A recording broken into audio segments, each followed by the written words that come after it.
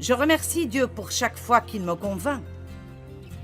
Parfois, je dois le remercier plus que je ne le ressens, mais vous savez. Un jour de la semaine passée, je le remerciais pendant toute la journée. Je disais « Merci Seigneur de m'avoir montré cela. Merci Seigneur parce que... Merci Seigneur de m'avoir montré cela. » Et alors, finalement, j'étais contente que c'était l'heure de dormir pour que tu ne me montres plus rien d'autre.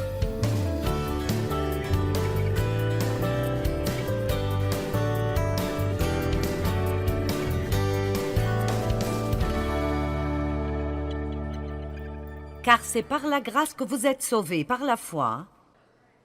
C'est le don de Dieu, ce n'est point par les œuvres, afin que personne ne se glorifie. Par la grâce, par la foi. Tout ce que nous recevons de Dieu vient à nous de la même façon, par la grâce, par la foi. Notre foi en Dieu, ou notre foi en ses promesses, n'est pas ce qui nous achète la bénédiction de Dieu, c'est juste la main qui la reçoit. C'est la grâce de Dieu, et sa grâce seule, qui nous donne sa bonté dans notre vie. Nul ne pourra jamais être assez bon pour mériter quoi que ce soit que Dieu fait pour nous. Et cela n'a pas besoin de nous faire ressentir la condamnation. Ça doit nous rendre émerveillés devant la bonté de Dieu. Donc, par la grâce, par la foi. Vous dites, j'aurais aimé avoir de la foi. Eh bien, la vérité est qu'une mesure de foi a été donnée à chacun. Romains chapitre 12. Tout homme, toute femme, tout garçon et toute fille a la foi. Vous avez la foi. Vous avez assez de foi pour faire tout ce que vous êtes supposé faire dans la vie à tout moment donné. Dites, j'ai la foi. Maintenant, votre foi paraît être faible parce que peut-être que vous ne l'avez pas beaucoup utilisée. Ou peut-être que vous utilisez seulement votre foi dans certains domaines. Pendant longtemps, la foi que j'avais en Dieu, je l'exerçais seulement quand il s'agit d'obtenir le pardon pour mes péchés et d'espérer que j'irai au ciel. Je ne savais pas que je pouvais utiliser ma foi dans d'autres aspects de ma vie. Vous ne possédez pas parce que vous ne demandez pas. Si vous demandez dans la foi, vous recevrez. Et laissez-moi juste vous dire maintenant que vous pouvez demander à Dieu n'importe quoi et toute chose. Vous ne pouvez pas demander trop de Dieu. Vous dites, eh bien, et si je demande la mauvaise chose? Eh bien, vous ne la recevrez pas. Donc, vous savez, nous ne devons pas avoir peur. Eh bien, et si je ne devrais pas demander ceci à Dieu? Eh bien, il ne vous le donnera pas. Il y a certaines choses dont la Bible nous dit qu'il ne faut pas les demander, mais il y a plusieurs régions dans la vie qui sont juste uniques et particulières à notre propre vie. La Bible ne vous dit pas qui épouser ni quand acheter une nouvelle voiture, mais elle donne la sagesse. Et si nous suivons la direction du Saint-Esprit, nous suivons la sagesse, et nous comptons sur Dieu pour nous aider, nous pouvons commencer à avoir des vies absolument incroyables. Je ne savais pas que je pouvais utiliser ma foi pour dépasser mon passé. Je pensais que j'étais coincée avec... Eh bien, j'ai été une victime d'abus. Eh bien, je ne m'appellerai jamais une victime d'abus maintenant. Jamais. Vous ne pourrez jamais me faire dire que je suis une victime d'abus parce que je ne suis pas une victime d'abus. Je suis une nouvelle création en Christ et je marche dans la victoire. Et quoi qu'il vous soit arrivé, je veux vous encourager. Débarrassez-vous de toute mentalité de victimisation que vous puissiez avoir. Nous ne pouvons pas toujours être des victimes et être de nouvelles créations en Christ. Alors, vous avez de la foi. Ce que nous avons fait dans ce ministère, nous l'avons fait par la foi. Vous n'avez vraiment aucune idée, dans le naturel, combien je ne suis pas qualifiée pour faire ceci. C'est vraiment presque hystériquement, ridiculement, drôle. Et pour cette raison, je sais que c'est Dieu. C'est pour cela que dans 1 Corinthiens 1, il est écrit que Dieu a choisi les choses folles du monde pour confondre les sages. Il veut que le monde regarde et dise « Ce n'est pas possible. Pas possible. Ce n'est pas possible que tu puisses faire ça. » Et puis il veut que le monde regarde comment ça arrive à travers vous. Amen. Afin que nulle chair ne se glorifie. Je me demande combien de personnes vous ont regardé en pensant « C'est impossible pour toi de changer. » C'est impossible pour toi de faire ceci un jour. Mais en mettant votre foi en Dieu, vous le faites. Eh bien, je n'avais vraiment pas prévu de prêcher à propos de la foi ce week-end. En fait, j'ai pensé à ceci il y a 2 semaines, assis sur ma chaise, parce que je lisais ce chapitre, qui est l'épître à Philémon, et je suis arrivée au verset 22, et quelque chose a cliqué en moi. Et puis j'ai juste pensé, je ferai un petit message sur comment la foi fonctionne, parce que il y a ce qu'on appellerait à juste titre des lois de la foi. Et une loi est quelque chose qui marche à chaque fois. La gravité est appelée une loi, la loi de la gravité, ce qui veut dire qu'à chaque fois, pas parfois, mais à chaque fois que je jette quelque chose dans l'air, ça tombera.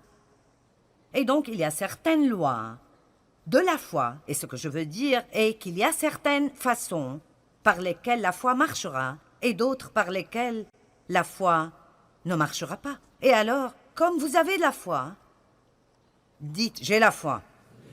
Et comme vous n'obtiendrez rien de Dieu, sauf si vous utilisez votre foi, je pense que ce serait bien de prendre un peu de temps ce matin, juste pour voir si vous faites ce que nous devrions faire avec notre foi, et si vous utilisez cette foi d'une manière qui la rend productive et fonctionnelle. Vous êtes d'accord?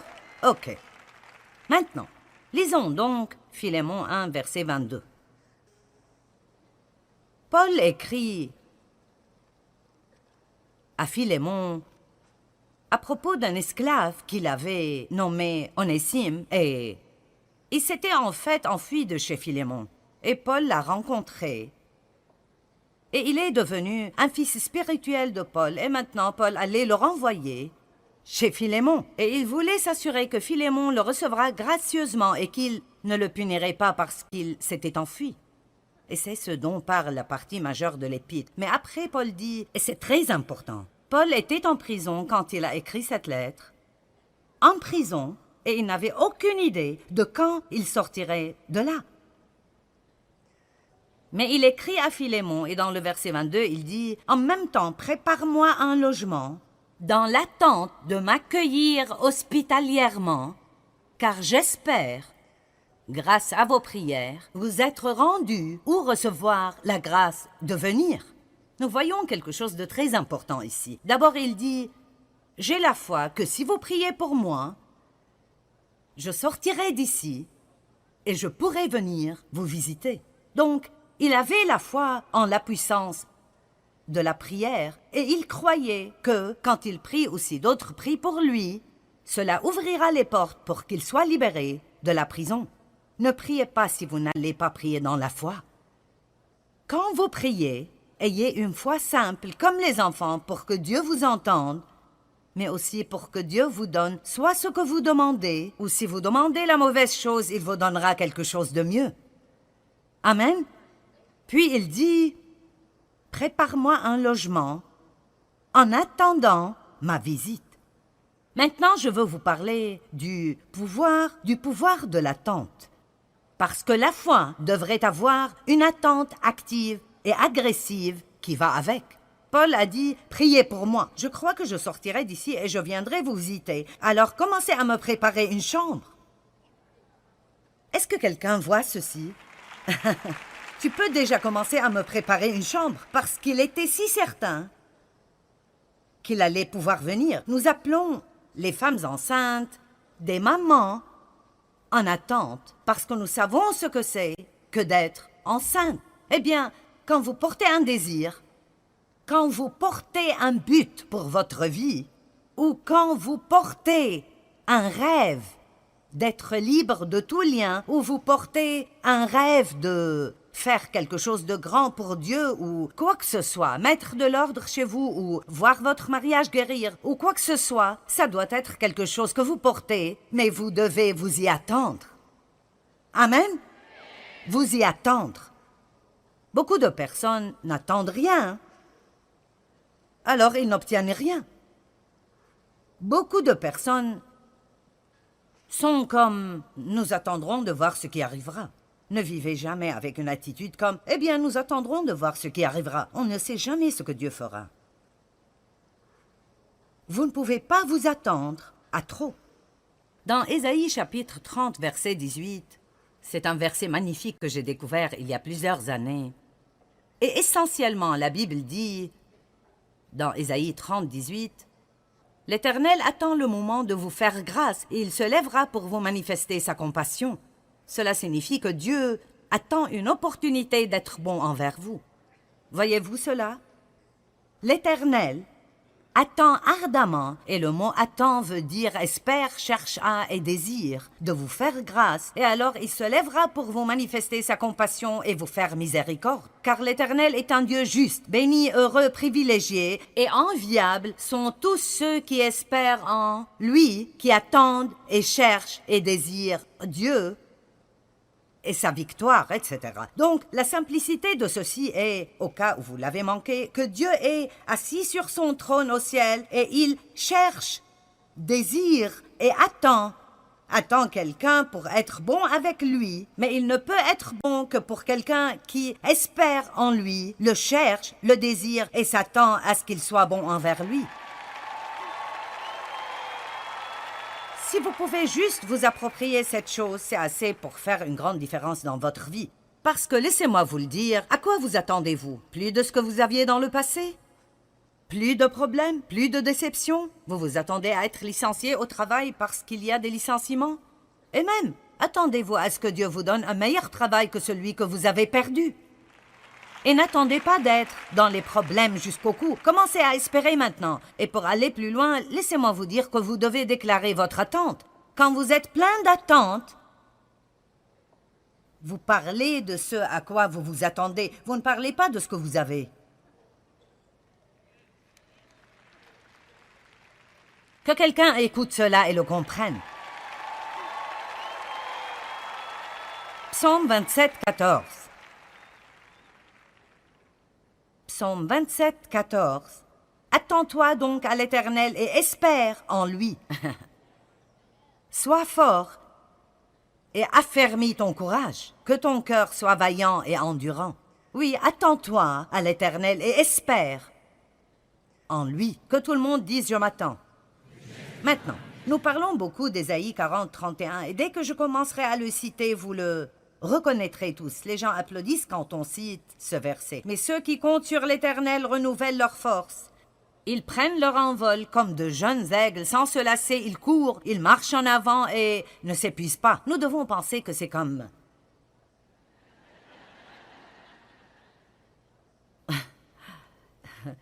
Mais si vous le lisez et vous étudiez ce mot « attend » dans la langue originale, ou si vous le voyez dans la Bible amplifiée qui amplifie un peu de la langue originale, il dit que ceux qui attendent, cherchent, désirent et espèrent le Seigneur. Alors, comme vous attendez Dieu, vous ne faites peut-être rien physiquement parce que vous avez peut-être une situation dans votre vie que franchement, vous ne pouvez rien y changer. Et nous disons, tu as juste besoin d'attendre le Seigneur. Mais cette attente, même si vous n'êtes pas actif dans vos actions pour résoudre votre problème, vous êtes très actif spirituellement. Ne soyez jamais passif spirituellement. Restez très actif spirituellement dans votre attente. Seigneur, j'attends une percée. Peut-être qu'aujourd'hui est le jour. Vous pouvez même utiliser votre imagination, et je n'essaye pas d'être farfelu et de me perdre dans une sorte de manipulation mentale, mais nous avons une imagination. Pourquoi devons-nous l'utiliser? Sommes-nous supposés l'utiliser simplement pour nous souvenir de toutes les choses bêtes qui nous sont arrivées dans nos vies? Pourquoi ne puis-je pas juste fermer les yeux et dire « Seigneur, je vais juste rêver de quelque chose de grand pendant 1 minute et j'imaginerai comment sera ma vie quand ma percée viendra parce que je sais qu'elle arrive ?»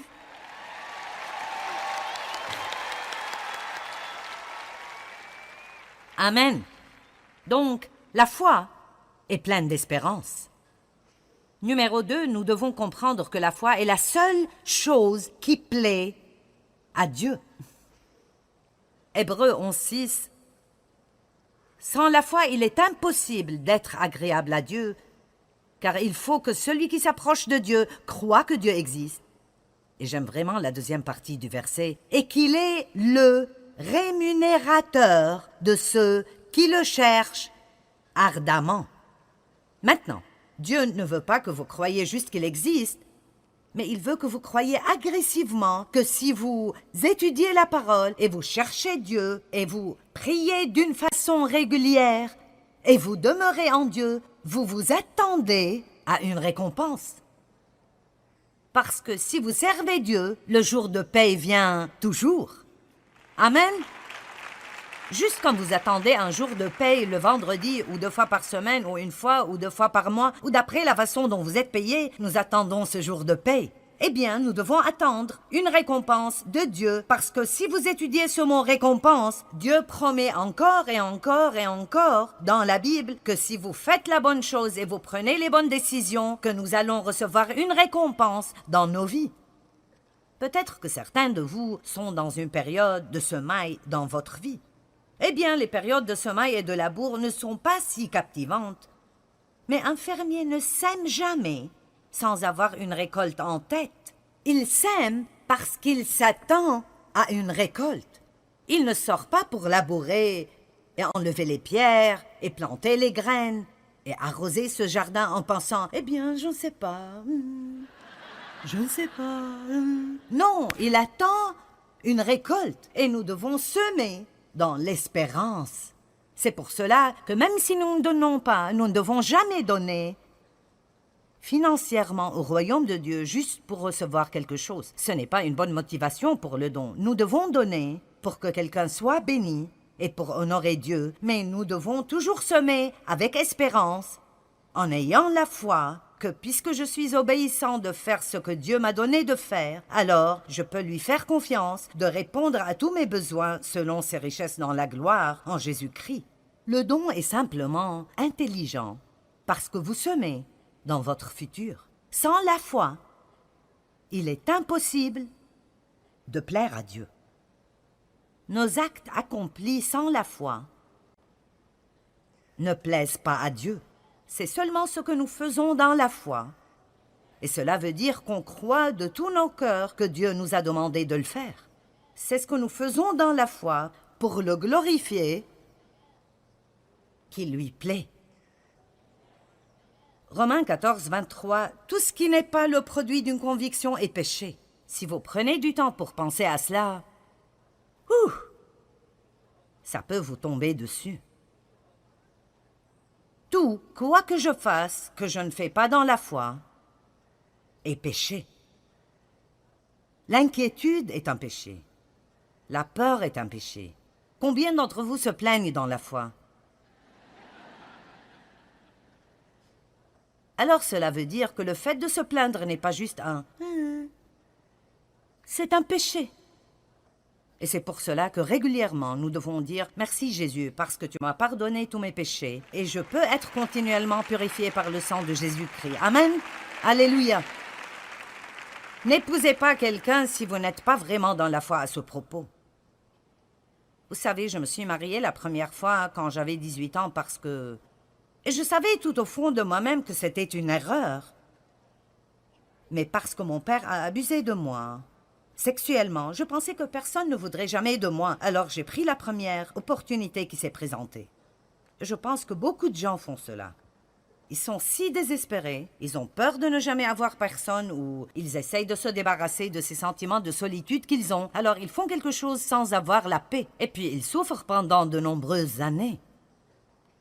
Ne faites pas quelque chose si vous n'avez pas de paix à ce propos. Si vous ne pouvez pas le faire dans la foi, alors ne le faites pas. Ne soyez pas poussés par vos amis à faire des choses que vous savez que vous ne devez pas faire. Si vous n'avez pas de paix quand il s'agit de voir un certain film, même si tout le monde y va, vous ne devez pas le faire si vous ne pouvez pas y aller par la foi. Allez. Eh bien, vous êtes plutôt calme après ceci. Maintenant, je ne sais pas pour vous, mais j'aime ce genre de choses. J'aime être défié par la parole. En fait, j'aime quand Dieu me corrige ou me réprimande. Je n'aime pas le fait que j'ai fait quelque chose de mauvais, mais je suis contente de pouvoir recevoir la correction de Dieu. Je ne suis jamais condamnée par elle. Je suis heureuse. Je remercie Dieu pour chaque fois qu'il me convainc. Parfois, je dois le remercier plus que je ne le ressens, mais vous savez... Un jour de la semaine passée, je le remerciais pendant toute la journée. Je disais « Merci Seigneur de m'avoir montré cela. Merci Seigneur parce que... Merci Seigneur de m'avoir montré cela. » Et alors, finalement, j'étais contente que c'était l'heure de dormir pour que tu ne me montres plus rien d'autre. Remercier Dieu chaque jour n'est pas comme cela, mais... À apprenez comment être content parce que vous avez ce genre de relation avec le roi des rois et le seigneur des seigneurs, et parce qu'il vous aime assez pour ne jamais vous abandonner dans les problèmes que vous avez. J'aime cela, j'aime cela, j'aime cela. Alors, si je me mêle de vos affaires en disant tout ce qui n'est pas le produit d'une conviction est péché, que cela vous rende heureux. Tout ce qui vous met mal à l'aise doit être quelque chose dont vous avez besoin. Troisième point. La foi doit être basée sur la parole de Dieu. Plus que tout, d'abord nous avons la foi en Dieu. La Bible dit « Ayez foi en Dieu ». Je vous ai déjà dit que nous avons tous la foi. Une mesure de foi a été donnée à chacun. Maintenant, ce que vous faites de cette foi est votre choix entièrement. Vous pouvez mettre votre foi en vous-même. Cela ne marchera pas. Mais si vous voulez essayer pendant quelques années et être misérable, allez-y.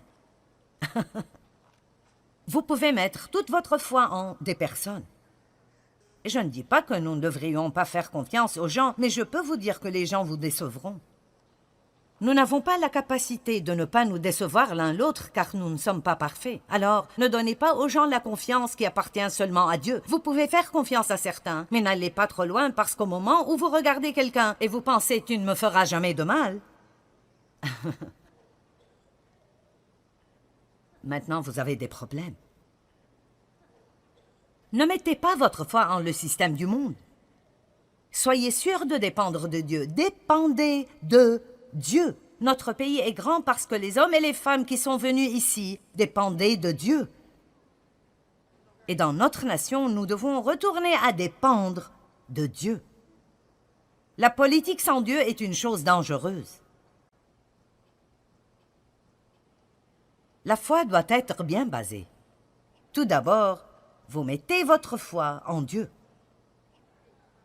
Vous avez peut-être un bon travail et il vous paye bien, mais si j'étais vous, je ne dépendrais pas juste de ce travail pour prendre soin de moi. Dépendez de Dieu. Et si vous avez besoin de plus d'argent, mais vous n'obtenez pas cette augmentation, ne vous énervez pas, mettez votre dépendance en Dieu.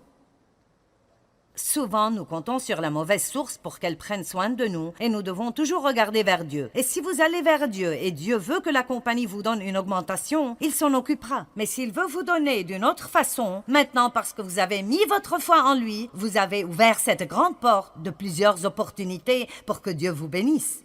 Est-ce que vous m'entendez? Et certains se tournent vers juste une source. Vous vous tournez vers votre travail. Mais cela est faux. Vous devez vous tourner vers Dieu. Dieu, même si les autres ne me donnent pas, si tu décides de me donner quelque chose, alors je l'aurai. Est-ce que vous m'entendez? Je dirai cela de nouveau. Vous devez dire à Dieu, je me fiche de ce que d'autres ne me donnent pas. Si tu veux que j'aie quelque chose, aucun démon en enfer et aucune personne sur terre ne m'arrêtera de l'obtenir. Amen. Alors la foi doit être basée tout d'abord sur Dieu, la foi en Dieu. Ayez la foi en Dieu et puis apprenez la parole de Dieu assez bien pour connaître les promesses de Dieu, pour mettre votre foi en les promesses de Dieu. Maintenant, je ne pense pas que vous ne pouvez pas prier pour quelque chose si vous ne pouvez pas trouver de versets correspondants, mais je pense que c'est sage de remplir autant que possible vos prières de la parole de Dieu. Priez la parole. Priez la parole à Dieu. Rappelez Dieu.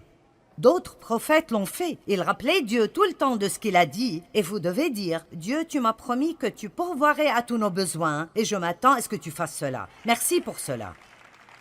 Tu as promis, Seigneur, que si j'instruis mes enfants selon la voie qu'ils doivent suivre, même quand ils seront vieux, ils ne s'en détourneront pas. Alors, où qu'ils soient maintenant, Dieu, je crois qu'ils reviendront.